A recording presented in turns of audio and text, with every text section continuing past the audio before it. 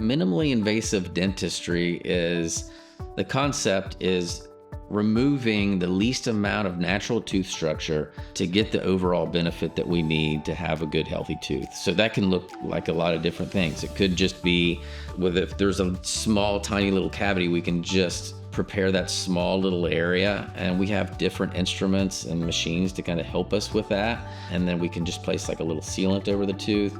What we want to do is make sure that we allow you to keep as much natural tooth as possible and fix your tooth without having to cover the whole thing always with the crown or doing a large filling. Sometimes we can do it in a much smaller way, which is a quicker procedure, but it also keeps as much natural tooth structure as possible.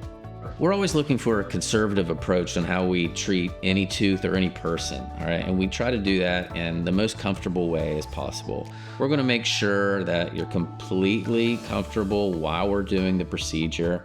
Sometimes we don't even need to numb you up for the procedure. And a minimally invasive approach also means that we're removing less natural tooth structure, which generally means a faster procedure.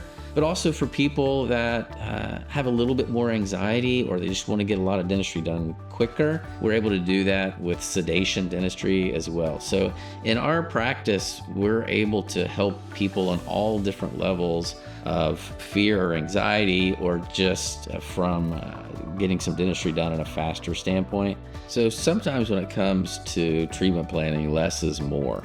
There's a lot of different ways that we look at things, and sometimes you can be more aggressive with it. Some doctors are more aggressive, some people aren't. So that's a conversation that we're going to have, and we're going to give you multiple options on a conservative way to preserve as much natural tooth as we can, and that'll be completely up to you how you want to do that.